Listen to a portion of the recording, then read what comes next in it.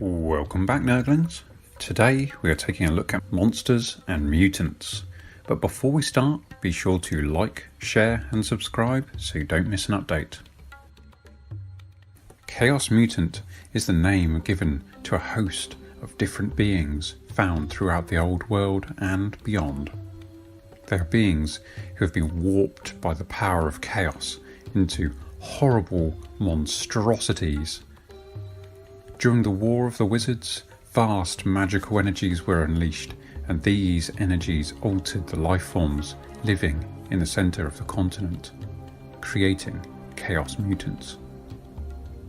Other unscrupulous sorcerers and warlords have since experimented with creating their own mutants. Meanwhile, the corrupting influence of chaos itself has led to many mothers giving birth to strangely shaped babies along the northern borders.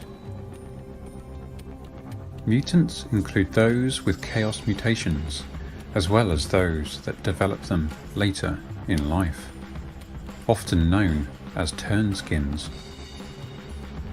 Mutants range from individuals desperate to belong to the rest of society, who conceal their deformity to the best of their ability, to those that embrace chaos completely, join a cult and thus turn all their efforts to overthrowing the Empire. Regardless of their intentions, many mutants try to live as humans, if their mutations will permit, of course. If not, they are only alive because they either fled from the authorities or they were abandoned in the woods as children, and the life of an outcast is the only one they'll ever know.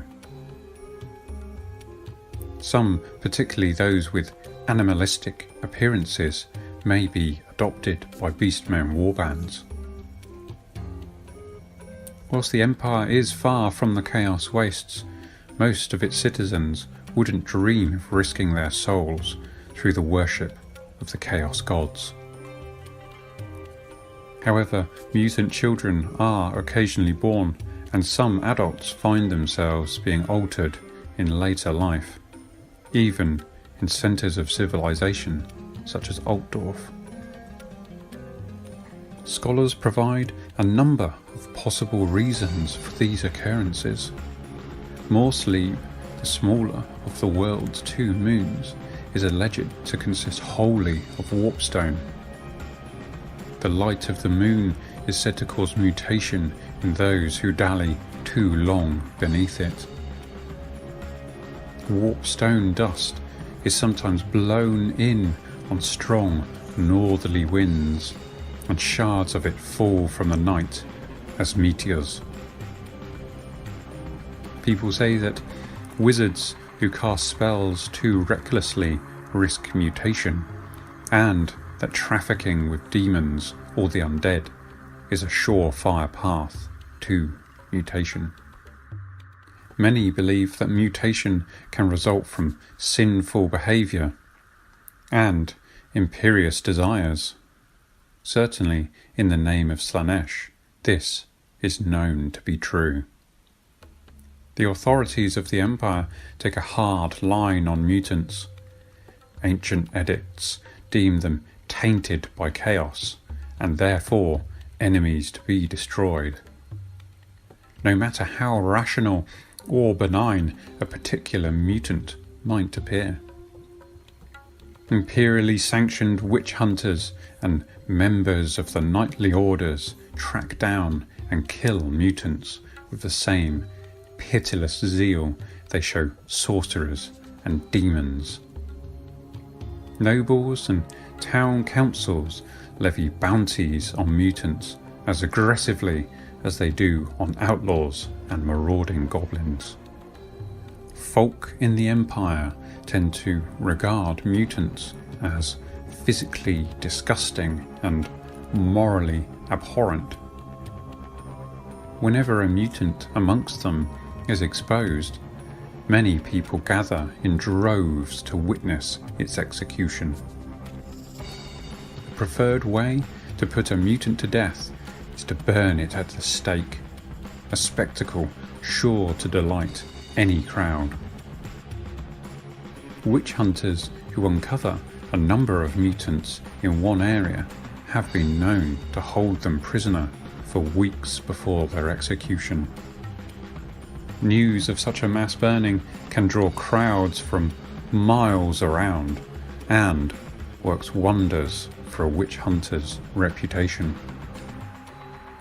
Thus, to survive these most dangerous of times, a mutant must be especially resourceful or lucky. Those who find themselves altered by mutation do not immediately fall into the worship of chaos, despite the proclamations of nobles and priests. To develop a mutation is an incredibly distressing occurrence. Not only does the unfortunate mutant find his own flesh in revolt, but his neighbours will view him with horror and sell him out to the authorities, assuming they don't just kill him themselves. There are those who find it hard to turn over mutants. Some parents of mutant infants don't have the stomach to conspire in their offspring's execution. In rural areas, it is common for parents to leave such babes in the woods. The luckier mutant children abandoned in this way are discovered by roving herds of beastmen who raise them as their own. Whilst the unlucky, well, let's not dwell on such things. It is a widespread belief that as a mutant's body changes, his mind warps as well. Certainly, priests of Sigmar teach that mutation and wickedness go hand in hand, and that the deformities mutants bear are a mark of the malice in their souls. Most other religious authorities in the Empire agree. Even relatively broad-minded experts on the subject of mutation state that to become a mutant marks the beginning of an inescapable moral degradation that mirrors the corruption of the body wholesale. Some members of the Shalian and Varanen cults defy conventional views of mutation. Such radicals are careful in voicing their beliefs, for their superiors invariably support the authorities on the matter, but they privately assert that judging people based on appearance is wrong. Rumours persist of certain remote temple hospices that offer mutant sanctuary, even treatment. Senior members of the cult are quick to hush up such gossip. Some mutants seek the aid of medical professionals. This is a risky business, as many physicians would sooner alert the authorities than attempt to treat a mutant. That said, a minority of them are open-minded enough, or venal enough, to attempt surgical removals of mutated body parts. Even if a mutant is lucky enough to find a sympathetic physician, his problems are not over, however. Undergoing surgery is a dangerous business in the Empire at the best of times. Infection and inevitable death is the remit for most who go under the surgeon's knife. Indeed, most mutants are too poor to afford a competent surgeon, and don't have the connections to find sanctuary amongst radical cults. They try to remain inconspicuous amongst the ranks of paupers who inhabit urban rookeries. Some of them may be able to conceal their afflictions indefinitely, though most will either be exposed as mutants and executed, or inducted into the ranks of chaos cults, where they make useful pawns.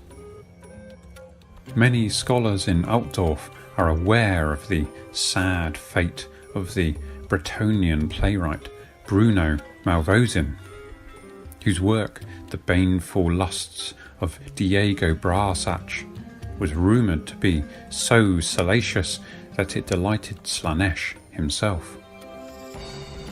Bruno allegedly became a mutant shortly after the play was premiered, developing a rill of tentacles around his neck and other deformities. He vanished before the witch hunters found him, but his fate remains a warning to all those who mock the gods. Such a cautionary tale is typical of those that are told to young children who behave badly or take the names of the gods in vain.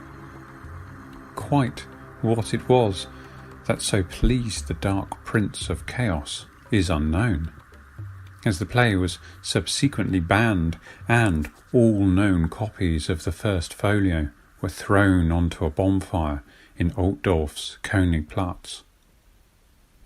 It is common for mothers to warn their children off from certain antisocial habits on account of them making a mutant of you. Some naive folk believe such scolding even in adulthood.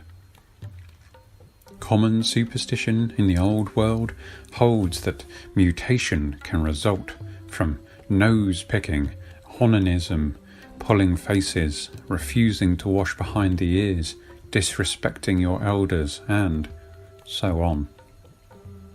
Some optimists believe mutations can be cured. Legend speaks of a young nobleman from the south who was captured by a champion of the dark gods and taken to the Chaos Wastes. Gone but not forgotten, members of his family organised an expedition to rescue him. They did not realise what sort of beast he had become, a hulking creature with a wolf's head and claws. He discarded his bow and rapier, preferring to fight tooth and nail. Confronted with the mutant, a family retainer gave his life in order to save the man who was now a monster. The act of self-sacrifice redeemed the altered beast, who became the young aristocrat he had been before his ordeal. Few tales about mutation end so happily, and the moral guardians of the Empire deny that such a story is true, or even remotely possible for that matter.